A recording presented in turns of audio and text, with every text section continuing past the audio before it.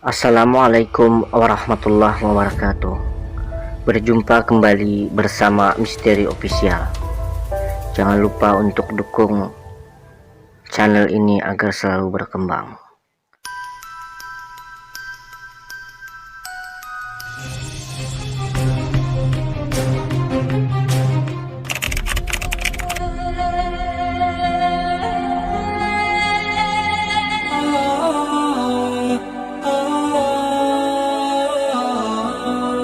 Kisah Syekh Subakir sang penumbal tanah Jawa yang sebenarnya memang tidak banyak orang mengetahui, namun kali ini admin akan membahasnya secara lengkap. Namun sebelum kita simak pembahasannya sampai selesai, silakan bantu perkembangan channel ini terlebih dahulu dengan menekan tombol subscribe dan loncengnya terlebih dahulu. Syekh Subakir adalah salah seorang ulama besar Wali Songo periode pertama, yang dikirim khalifah dari Kesultanan Turki Utsmaniyah, Sultan Muhammad pertama untuk menyebarkan agama Islam di wilayah Nusantara.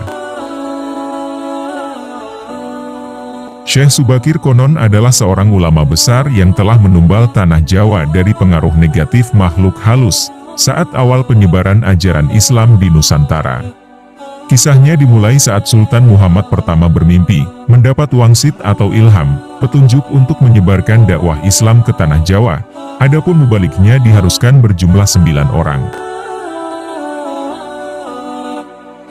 Jika ada yang pulang atau wafat maka akan digantikan oleh ulama lain asal tetap berjumlah 9, sehingga dikumpulkanlah beberapa ulama terkemuka dari seluruh penjuru dunia.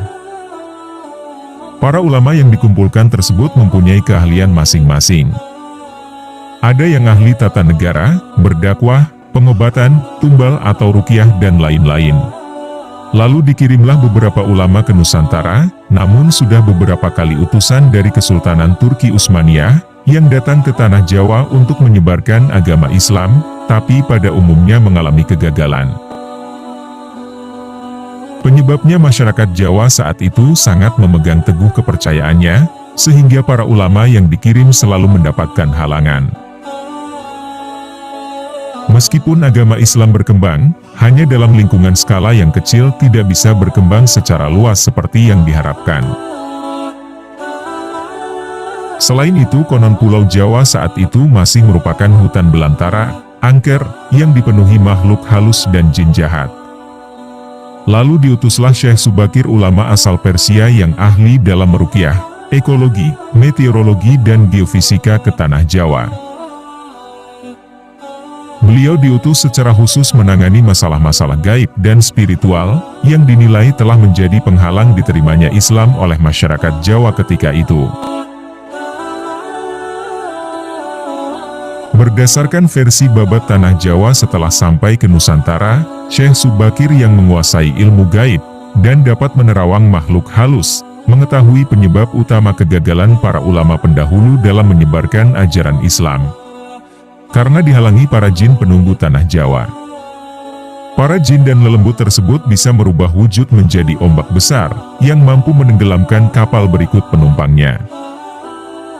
Selain itu, para jin kafir dan bangsa lelembut tersebut juga bisa berubah wujud menjadi hewan buas, siluman yang mencelakakan para ulama pendahulu.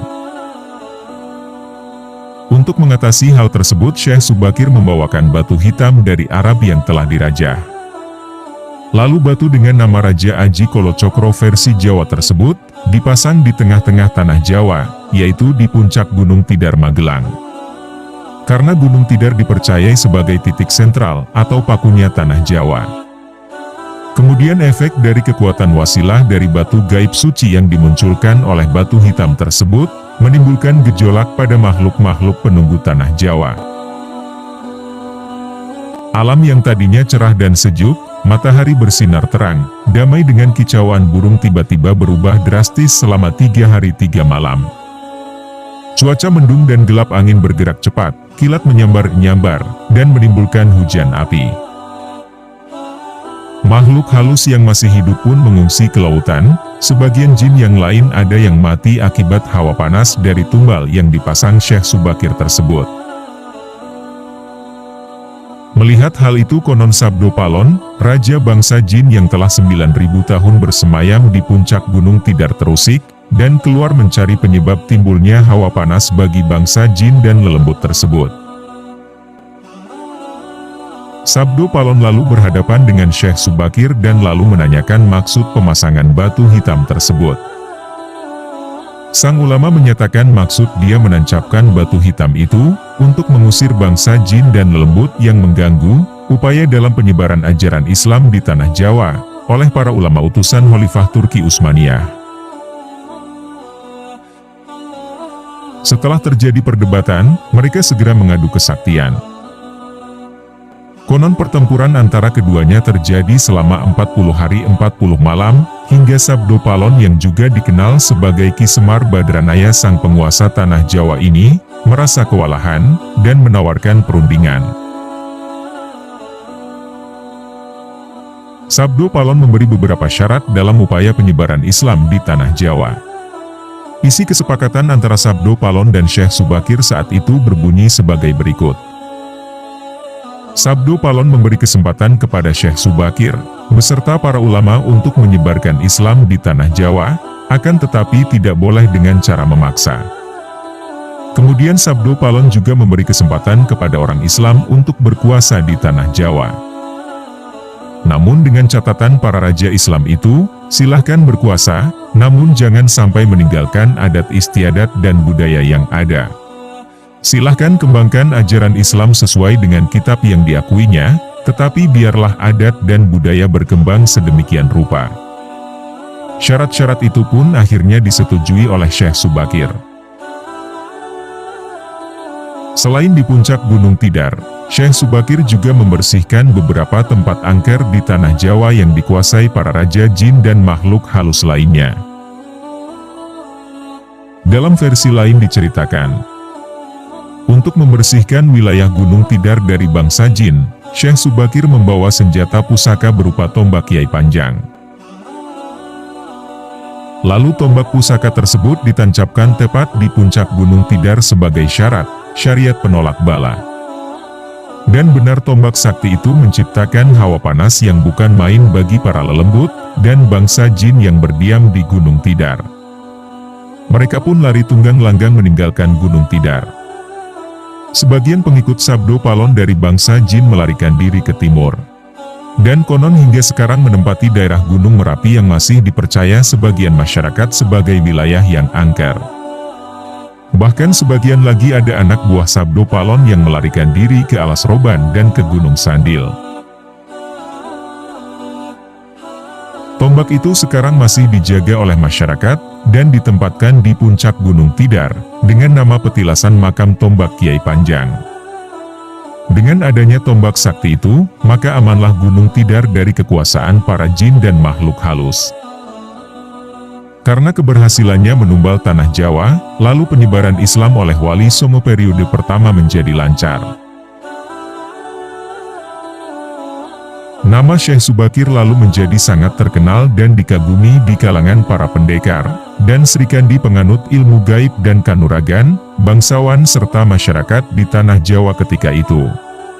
Sehingga mereka terkesan melampaui batas mendewakan sang ulama asal Persia tersebut.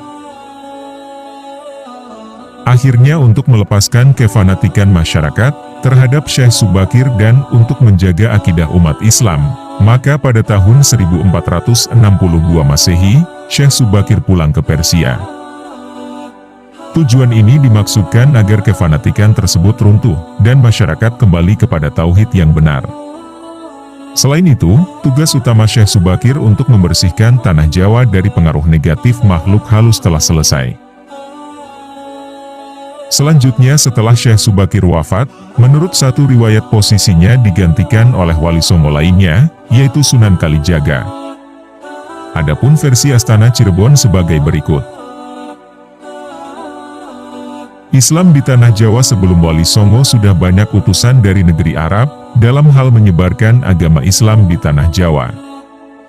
Namun terbentur akan kekuatan gaib yang masih menguasai tanah Jawa Nusantara. Maka ditunjuklah sebelum para wali-wali memulai dakwahnya, penyebab utama dari gagalnya syiar agama Islam sebelum Syekh Subakir, disebabkan oleh masyarakat yang masih kokoh memegang kepercayaan lama. Dalam artian bahwa masih banyak makhluk yang menghuni dan mempengaruhi masyarakat Jawa untuk menyembah pepohonan, batu besar, atau hal-hal yang menyeru kepada kemusyrikan. Disitulah menghilangkan gangguan jin dan setan tersebut menggunakan batu hitam yang dipasang di bagian-bagian penting dari tanah Nusantara. Untuk tanah Jawa sendiri diletakkan di tengah-tengahnya Pulau Jawa, yaitu di Gunung Tidar.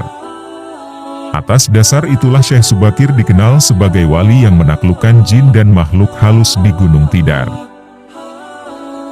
Begitulah kisah singkat kali ini, sejarah dan karomah Syekh Subakir sang penumbal tanah Jawa.